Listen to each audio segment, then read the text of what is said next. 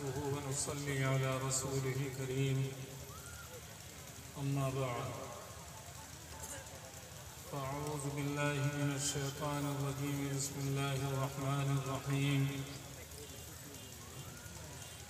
ادع إلى سبيل ربك بالحكمة والموعظة الحسنة وجادلهم بالتي هي أحسن فإذا الذي بينك وبينه عداوة كأنه ولي حميم وما يلقاها إلا الذين صبروا وما يلقاها إلا ذو حظ عظيم صدق الله العظيم. وقال النبي صلى الله عليه وسلم والله لا يؤمن والله لا يؤمن والله لا يؤمن. قيل ومن يا رسول الله؟ قال من لا يأمن جاره بضائقه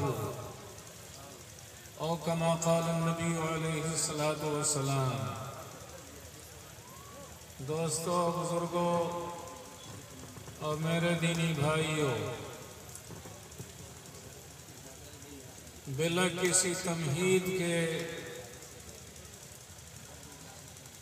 میں آپ کے سامنے یہ عرض کر دوں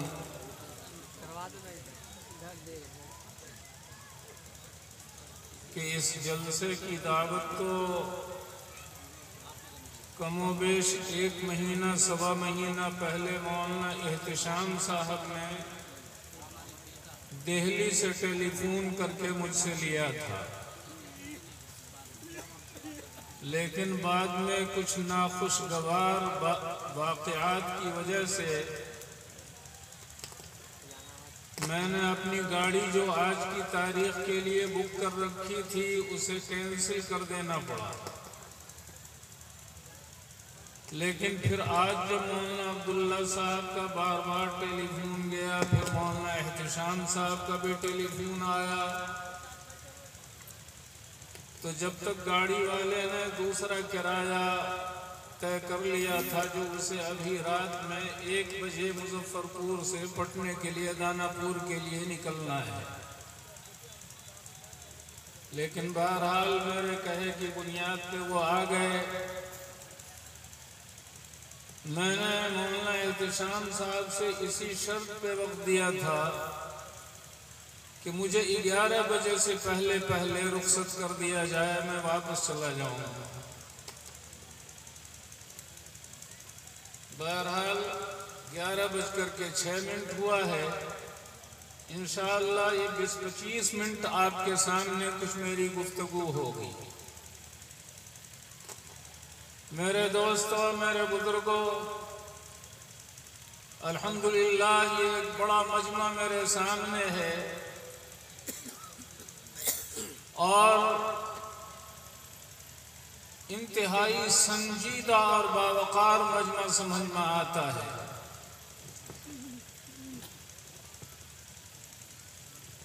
ہم مسلمانوں کے یہاں ہماری زندگیوں میں بہت ساری بیماریاں ہیں، لیکن کوئی بیماری ایسی نہیں جس کا علاج ممکن نہ ہو. مولانا حالی نے مسدس اسلام میں مد و جزر اسلام کا عنوان قائم کر کے ایک بڑی لمبی نظم کہی ہے. اس کا ایک شعر ہے، نہیں اس جہاں میں مرض کوئی ایسا کہ جس کی دوا حق نہ کی ہو نہ پیدا. اس دنیا میں کوئی ایسی بیماری نہیں ہے جس کا علاج اللہ تبارک و تعالی نے پیدا نہ کیا ہو، مگر وہ مرض جس کو آسان سمجھیں، کہے جو طبیب اس کو ہذیان سمجھیں. ہاں وہ بیماری جس کو آدمی بہت حقیر جانتا ہے، معمولی جانتا ہے، اور ڈاکٹر اور اطباء جو اس کا علاج بتلاتے ہیں مریض اس کو ہزیان اور بکواس سمجھتا ہے، کہتا ہے یہ ڈاکٹر کو مالے خولیا ہو گیا ہے، اس ڈاکٹر کا دماغ چل گیا ہے، اس ڈاکٹر کا اسکرو ڈھیلا ہو گیا ہے، یعنی ڈاکٹر ہی کو وہ بے وقوف اور احمق ٹھہرا رہا ہے۔ تو جو بیمار ڈاکٹر کو، حکیم کو اور طبیب کو بکواس بولنے والا قرار دے، ہزیان بکنے والا سمجھے، تو ایسے بیمار کی بیماری کا پھر کوئی علاج نہیں ہے۔ میرے دوستوں، میرے بزرگوں، ہماری زندگیوں میں بہت ساری بیماریاں ہیں۔ عام طور پر آئے دن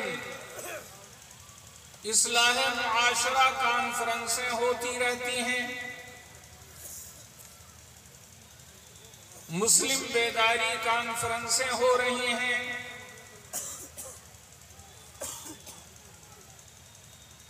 یہ ہماری بیماریوں کا علاج کرنے کے لیے۔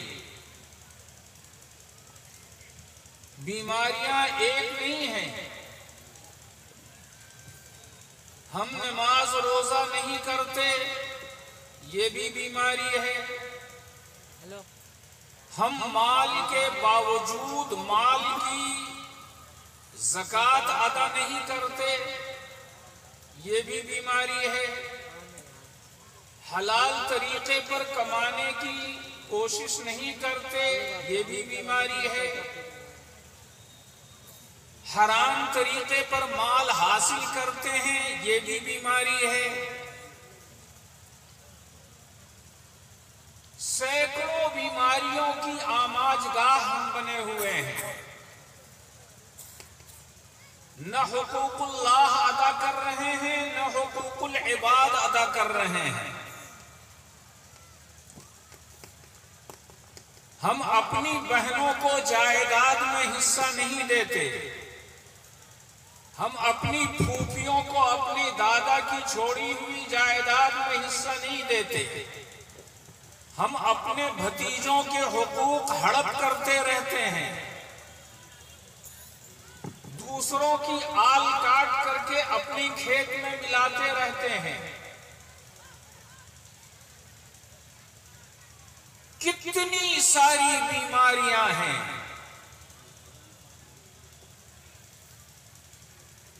اور ہماری ان بے اعتدالیوں کے نتیجے میں، ہمارے مظالم کے نتیجے میں، جو ہم نے اپنے نفس کے اوپر بھی کیا ہے اور اپنے سماج اور معاشرے کے اندر بھی کرتے رہتے ہیں، اس کے نتیجے میں یہ دنیا والے جن کے لیے اللہ تبارک و تعالی نے ہم کو امام بنا کر کے پیدا کیا تھا، پیشوا بنا کر کے اللہ تعالی نے ہم کو اس دنیا میں برپا کیا تھا۔ اللہ تعالی نے فرمایا تھا کنتم خیر امت اخرجت للناس، تم سب سے بہترین لوگ ہو، تم سب سے بہترین امت ہو جو اقوام عالم کے لیے برپا کی گئی ہو۔ تأمرون بالمعروف، تمہاری ذمہ داری نیک کاموں کا حکم کرنا، وتنہون عن المنکر، اور بری باتوں سے، لغو باتوں سے، جھوٹی باتوں سے، اللہ اور اس کے رسول کو ناراض کرنے والی باتوں سے روکنا ہے۔ وتؤمنون باللہ، اور اپنی ذات کے اعتبار سے تم اللہ پر ایمان رکھنے والے بھی ہو۔ اپنا فرض منصبی ادا کرتے رہو، لوگ مانے یا نہ مانے، لیکن اپنی ذات سے تم کو ایمان کے اوپر جمے رہنا ہے۔ تم کو ایسا بنا کر کے اللہ تبارک و تعالی نے بھیجا تھا، اور تمہارے بڑے اور تمہارے اسلاف اور تمہارے بزرگوں نے اپنی اس فرائض منصبی کو ادا کیا، اس پہ جمے رہے، اس پر کاربند رہے۔ تو دنیا والے مخالفت کے سامنے جھکتے رہے اور اس کی مان کر چلے.